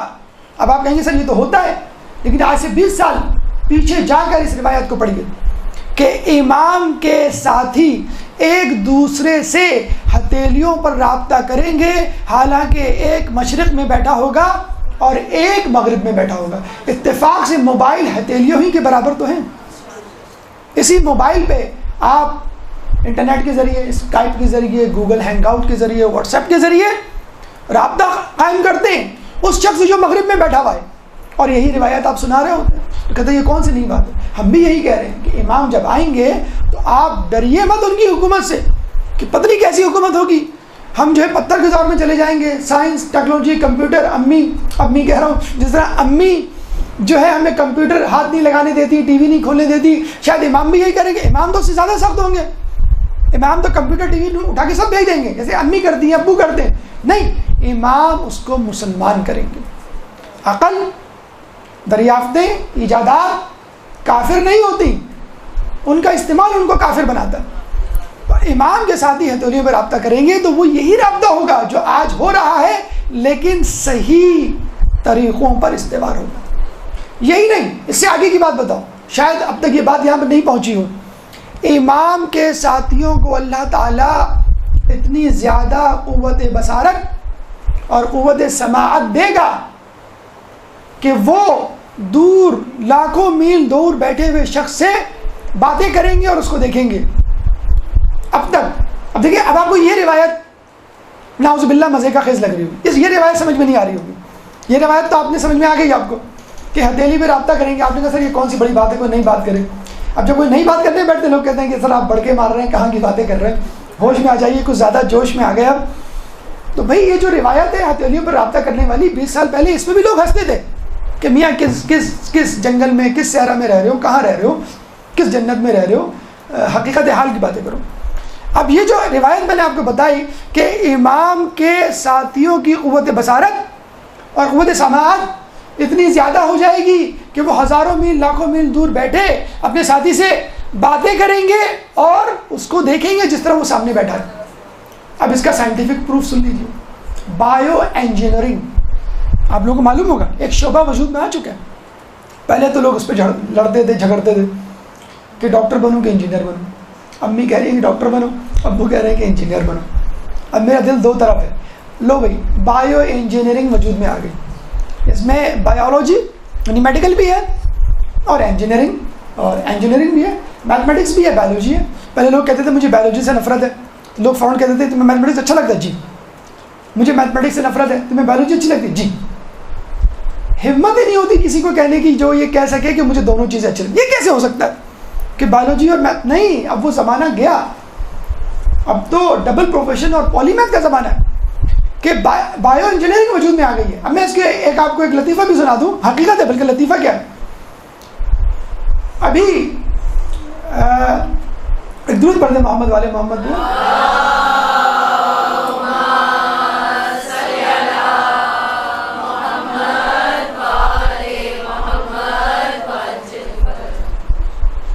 ابھی جس لڑکے نے بلکہ چھوڑیں ایک اور نئی خبر سنیں.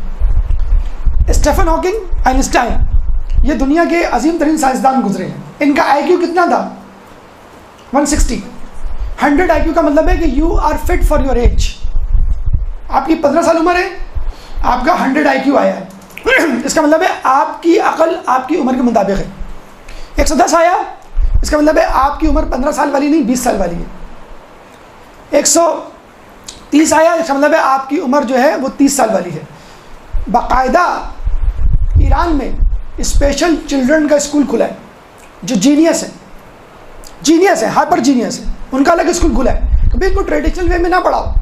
क्या 1 साल फिर दूसरी साल फिर तीसरी साल पहली जमात दूसरी, नहीं नहीं, इनको 2-4 साल पढ़ा के ओ लेवल मैट्रिक या जो काम करवाना है करवा दें। अब मैंने कहा ना कि अब क्लास सिस्टम नहीं रहा, अब जो है एज सिस्टम नहीं रहा। सुनिए, उस बच्चे का ताल्लुक 11 साल का बच्चा है, गुजरात से रहता, वो इंग्लैंड में। यही मुसीबत है हमारी, पाकिस्तान में पाकिस्तानी होते हैं, इंडियन होते हैं, और जब कोई कारनामा करते हैं मालूम करते हैं कहाँ रहते हैं, बर्मिंघम में, लीस्टर में, अमेरिका में रहता वो, इंग्लैंड में।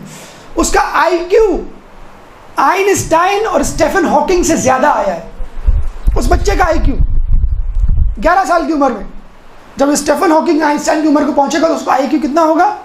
आइंस्टाइन और स्टीफन हॉकिंग का आईक्यू कितना था? 160। इस बच्चे का आईक्यू आया 162। अब बच्चे का जवाब देखिए, बच्चे के जवाब से लग जाएगा ही डिजर्व्स टू टेक 160। उससे पूछा कि बेटा आप क्या बनोगे? कहना मुझे डॉक्टर बनने का भी शौक है, इंजीनियर बनने का भी शौक है। तो इंटरव्यू लेने वाला हंसने लगा, हमारी उम्र का था। कहना बेटा ये तुम दोनों चीज़ें कैसे कर सकते हो, हमने तो कभी नहीं देखी। कहने लगा कि मैं एक ऐसा रोबोट बनाऊंगा जो ऑपरेशन करेगा। ठीक है, जमा हो गई दोनों चीज़ें, इंजीनियरिंग भी जमा हो गई और मेडिकल भी जमा हो गया। तो कौन सी ऐसी बड़ी बात है? तो ये मैं आपको बता रहा हूँ कि आईक्यू लेवल मुसलसल बढ़ रहा है, अकल मुसलसल बढ़ रही है, इल्म मुसलसल बढ़ रहा है। तो इमाम आकर क्या इस इल्म को रोकेंगे? ये तो फितरत के खिलाफ है। फितरत अल्लाह लती फतरन्नास अलैहा, अल्लाह ने इंसान को अपनी फितरत पे पैदा किया है, किसी और फितरत पे नहीं पैदा किया। दुनिया का हर इंसान उसी तरह सोचता है जिस तरह अल्लाह सोच रहा है, इमाम भी वैसे ही सोच रहे हैं। हाँ, वो एक अलग बात है कि आप उसका गलत फ़ायदा उठाएं, उस इल्म का गलत फ़ायदा उठाएं। इल्म आगे बढ़ेगा तो अकल आगे बढ़ेगी, इल्म आगे बढ़ेगा। अच्छा, अब मैं ये बात कर रहा था कि इमाम जब आएंगे तो उनके साथी हज़ारों लाखों मील दूर देख सकेंगे। अच्छा, अभी बात इंटरनेट की नहीं हो रही, स्काइप या गूगल हैंगआउट की नहीं हो रही, अपनी आंखों से देखेंगे, अपने कानों से सुनेंगे। इस वक्त बायो इंजीनियरिंग की बदौलत ऐसे कान बनाए जा रहे हैं, ऐसी आंखें बनाई जा रही हैं जिससे आप दूर तक देख सकें। पहले तो उन्होंने ये किया कि जो आंख ख़राब हो चुकी थी उसको रिप्लेस किया एक इलेक्ट्रॉनिक आंख से, जैसे आपका बाजू होता है आर्टिफिशियल। फिर उन्होंने जो कान बहरे थे, जो नहीं सुन सकते थे, उनको रिप्लेस किया आर्टिफिशियल ईयर से और उनकी क़ुव्वत समझ बढ़ा दी। नहीं, अब एक और सिस्टम कर रहे हैं, कह रहे हैं कि जैसे आपकी आईसाइट कमज़ोर हो जाए तो आप डॉक्टर के पास जाते हैं, मेरी आईसाइट कमज़ोर हो गई है, इसको नॉर्मल कर दें। नहीं, अब वो ज़माना आएगा कि आप कहेंगे डॉक्टर को मेरी आईसाइट नॉर्मल है, आप इसको एब नॉर्मल कर दें, एक्स्ट्रा ऑर्डिनरी कर दें। मैं अब तक 2 मील देख सकता हूँ, मैं चाहता हूँ 4 मील दूर तक देखूँ। वो ज़माना आने वाला है, बाकायदा मैनिपुलेशन हो रही है इलेक्ट्रॉनिक की, जिसमें आपकी क़ुव्वत बसारत, हम अपने बचपन में देखते थे 6 मिलियन डॉलर मैन, इसमें जो वो हीरो जो था वो बहुत दूर तक देख लिया करता था। हमने कहा ये पता नहीं ज़माना कब आएगा, वो ज़माना आ गया। फिर उसके बाद नाइट राइडर आई कि जिसमें जो वो अपनी घड़ी से रब्ता किया करता था। तो अब तो सैमसंग और आईफोन की घड़ियाँ आ गई हैं, आप घड़ियों से रब्ता कर सकते हैं एक दूसरे से। तो इल्म आगे बढ़ रहा है, अकल आगे बढ़ रही है, इजादात आगे हो रही है। इमाम री इन्फोर्स करेंगे, इन्हीं चीज़ों को आगे बढ़ाएंगे, रोकेंगे नहीं। तो हमारी क्या जिम्मेदारी बनती है? इमाम ज़माना के मुंतज़रीन की जिम्मेदारी ये बनती है दुनियावी उलूम से अपने आप को आरास्ता और बेरास्ता करें और इन उलूम को, इन इजादात को मुसलमान करें, इन इजादात को, इन उलूम को मोमिन बनाएं। तो मवासलाती निज़ाम में क्या होगा कि इमाम का साथी दूर तक देख सकेगा, अपनी आँख से दूर तक सुन सकेगा, और जिसके लिए बायो इंजीनियरिंग इस वक्त मौजूद में आज की। मतलब आप यूँ कह सकते हैं कि अमेरिका यूरोप वाले शायद इमाम के आने की तैयारी ज़्यादा कर रहे हैं, हम कम कर रहे हैं। लेकिन उनको नहीं मालूम, जिस तरह सैमसंग, आईफोन या कंप्यूटर या टीवी या एलसीडी या बल्ब बनते अमेरिका में हैं, इस्तेमाल हम करते हैं। तो इमाम के आने के लिए ज़मीना वो तैयार कर रहे हैं, इस्तेमाल हम करेंगे। मैं ख्वाब हूँ किसी और का, मुझे देखता कोई और है, मैं किसी के दस्ते तलब में हूँ, मुझे मांगता कोई और है, या मेरे नसीब की बारिशें किसी और छत पे बरस पड़ी, वगैरह वगैरह। तो बहरहाल, तो इमाम जब आएंगे तो इसी तरक्की के दौर को आगे बढ़ाएंगे। इमाम जब आएंगे इसी इल्म को आगे बढ़ाएंगे, इसमें रुकावट नहीं बनेंगे। तो खुदारा दुनियावी तालीम या दीनी तालीम भी अपनी जगह जरूरी, दुनियावी तालीम को रुकावट یا ترقی کو دشمن نہ سمجھیں اسلام کا یا امام کا. اچھا مواصلات، آپ نے کہا کہ سر یہ تو ساری علم کی باتیں ہو گئیں. یہ جو آپ نے کہا کہ کمیونیکیشن ہوگا، علم ہوگا، تو یہ مدرسے والی باتیں ہیں. کچھ باتیں کاروباری افراد کے لیے بھی کیجیے، کچھ باتیں ان لوگوں کے بھی کیجیے جو دنیا چاہتے ہیں. امام کے زمانے میں تعمیرات عروج پر ہوں گی. ہم بڑے خوش ہیں پاک چائنا کوریڈور بنا کر، اللہ کرے کہ بن جائے گوادر پورٹ کی طرح، کسی التوا کا شکار نہ ہو. پاک چائنا کوریڈور بنا کے بڑے خوش ہوئے. امریکہ کی معاشی ترقی کا سب سے بڑا راز اس کی ہائی ویز ہے. آپ سن لیں، دیکھ لیں، وہاں جا کے لوگوں سے پوچھیں. ہائی ویز بہت بنائی ہیں انٹر کنیکشن کے لیے تاکہ لوگ صرف سفر کر چکے. اسی طرح اب لوگوں کو ہوش آیا کہ شاہراہ راشد کی طرح ایک چائنا کوریڈور بنائے. امام آ کر سب سے پہلے شاہراہوں کی تعمیر پر توجہ دیں گے. ہماری تو دعا ہے سب سے پہلے کراچی کی سڑکوں کو ٹھیک کریں. تو شاہراہیں تعمیر کریں گے، شہروں کو وسعت دیں گے. کوفے کو 54 میل تک وسعت دیں گے، اتنی وسعت دیں گے کہ کربلا اس میں شامل ہو جائے گا. اللہم صلی اللہ علیہ.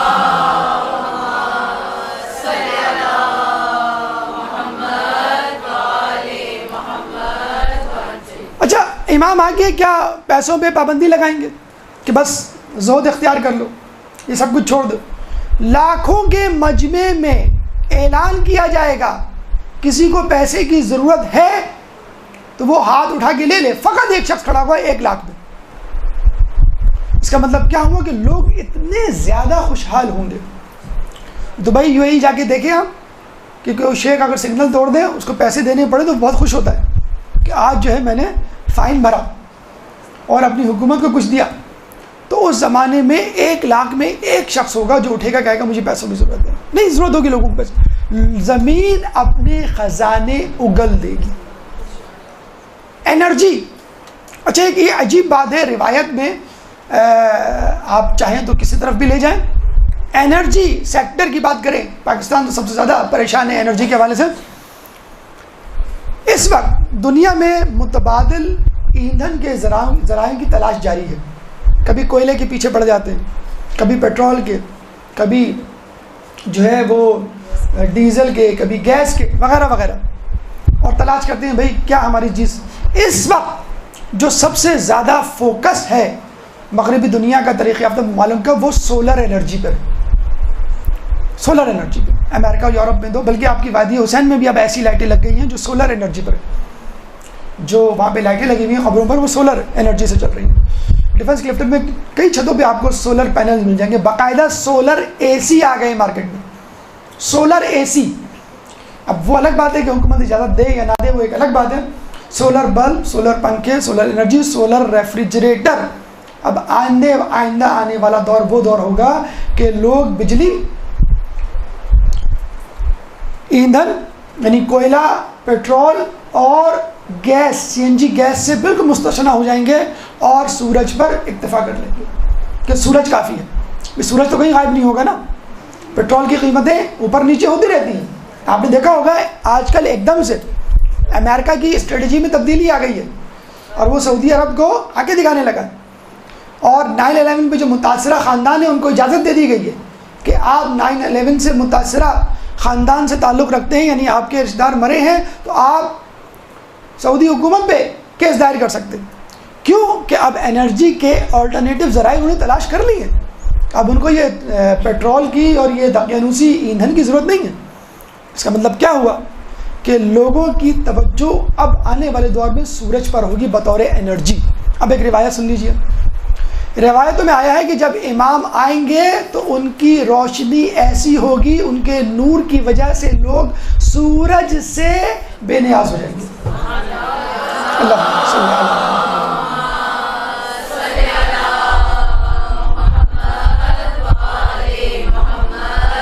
اچھا یہ بھی کوئی نئی بات نہیں، نئی بات اس حوالے سے نہیں کہ انسان کے اندر کیا کوئی الیکٹریسٹی، کوئی انرجی ہو سکتی ہے.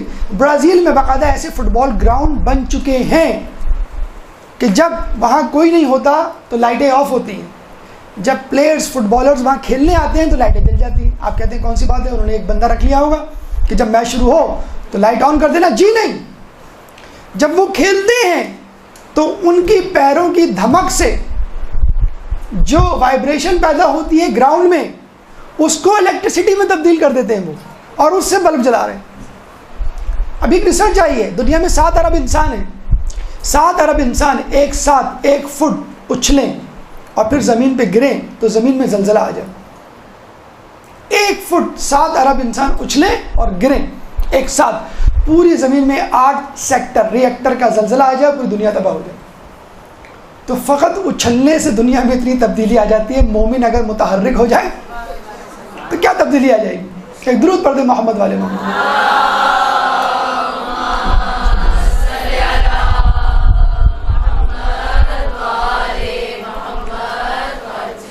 عدلیہ، امام کا نظام عدل ایسا ہوگا کہ کسی کو کوئی احتجاج یا آبجیکشن کرنے کا موقع ہی نہیں ملے گا. اور یہ ایسا ہو رہا ہے. آپ سگنل توڑ دیں، گھر پہنچ دیں، گھر کے دروازے پہ ٹکٹ لگا ہوتا ہے کینیڈا امریکہ میں، یہ جناب آپ نے سگنل توڑا، آپ فوراً کمپلین کر دیتے ہیں بھائی میں نے کہاں سگنل توڑا ہے. چلیں آپ ای میل چیک کر لیں. وہ ای میل چیک کر دیں تو فوٹوگراف آ جاتی ہے آپ کی کہ جب آپ کی گاڑی نے سگنل کراس کیا تھا اسی وقت CCTV نے کیپچر کر لیا تھا آپ کا فوٹوگراف. شاپس پہ جو CCTV کیمرے لگے ہوئے ہوتے ہیں. تو امام جب آئیں گے تو کہا یہ جاتا ہے کہ لوگ اپنے گھروں میں دروازے کھڑکی بند ہونے کے باوجود گناہ کرنے سے ڈریں گے کہ امام کو کوئی خبر نہ دے دے. تو اس کا مطلب ہے کوئی ایسا سسٹم امام اس وقت ایجاد کر لیں گے کہ CCTV کی ضرورت نہیں، ویسے ہی آپ کی فوٹو جو ہے وہ امام تک پہنچ جائے گی، اور امام آپ کے دل کے حالات پر ان شواہد پر فیصلہ کریں گے جو عمومی طور پہ لوگوں سے چھپے ہوئے ہیں. اور سب سے آخری چیز، سب سے اہم بات جو امام کے حکومت کی ہوگی کہ تمام ادیان عالم ایک دن میں سمٹائیں گے. اس وقت کتنی ہی اچھی حکومت کیوں نہ آ جائے، پھر بھی لوگ اپنے اپنے دین سے چمٹے رہیں گے. لیکن جب امام کی حکومت آئے گی تو وہی بات ان الدین عند اللہ الاسلام، کہ انسان جو ہے فقط اسلام پر مرتکز اور مطمئن ہو جائے گا اور تمام لوگ جو ہے اسلام کو قبول کر لیں گے. ایک درود پڑھ دیں محمد والے محمد.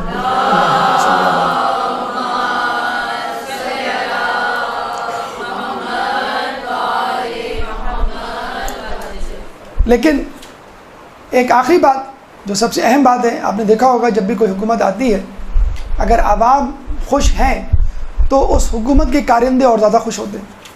اگر امام خوشحال ہے تو اس حکومت کے ہم نوا یا ہم خیال لوگ اور زیادہ خوشحال ہوتے ہیں. بلکہ نہ بھی ہوں حکومت والے، حکومت کا ساتھ دینے والے تو ضرور خوشحال ہوتے ہیں. لیکن یہ عجیب حکومت ہوگی، جب امام آئیں گے تو لوگ تو خوشحال ہوں گے، لوگ تو زرق برق لباس پہنیں گے، لوگ تو انواع قسم کے لذیذ کھانے کھائیں گے. لیکن کہا یہ جاتا ہے، روایتیں موجود ہے کہ امام کا کپڑا سخت اور موٹا ہوگا. امام کی غذا انتہائی سادہ اور معمولی قسم کی ہوگی، نہ صرف امام کی بلکہ امام کے چاہنے والوں کی. کیوں کہ امام کے چاہنے والے اور خود امام کے نزدیک اچھا لباس یا برا لباس برابر ہے، اچھا کھانا یا برا کھانا برابر ہے. کہ جو لوگ اسلام کے لیے، جو لوگ اہل بیت کے لیے، جو لوگ خدا کے لیے اپنی جانیں دینے کے لیے تیار ہوتے ہیں، ان کے نزدیک دن اور رات برابر ہوتے ہیں، ان کے نزدیک خوشی اور غم کے مواقع برابر ہوتے ہیں. بہرحال کہنے کا مقصد یا لب لباب یہ ہے کہ اس وقت دنیا میں جتنی بھی کوششیں ہو رہی ہیں خوشحالی کی، امن کی یا لوگوں کو انصاف دلانے کی، یہ سب ادھوری کوششیں ہیں. اصل کوشش، مکمل کوشش اور پایہ تکمیل تک لے جانے والی کوشش امام کی کوشش ہوتی ہے. سب اپنے بنائے ہوئے زندہ میں ہے محبوس، خاور کے ثوابت ہوں کہ افرنگ کے سیار، پیران کلیسا ہوں کہ شیخان حرم ہوں، نے جدت گفتار نے جدت کردار، ہیں اہل سیاست کے وہی کہنہ خم و پیچ، شاعر اسی افلاس تخیل میں گرفتار، دنیا کو ہے اس مہدی برحق کی ضرورت، ہو جس کی نگاہ زلزلہ عالم افکار. اللہ تعالیٰ سے دعا ہے کہ جو کچھ پڑھا اور سنا اس میں عمل کرنے کی توفیق عطا فرما، امام کے ظہور میں تعجیل فرما اور ہمیں ان کے جانثاروں میں شامل فرما. وآخر دعوانا الحمدللہ رب العالمین. جل یا مولا جل اللجل اللجل اللجل اللجل اللجل يا صاحب السماء اللجل اللجل اللجل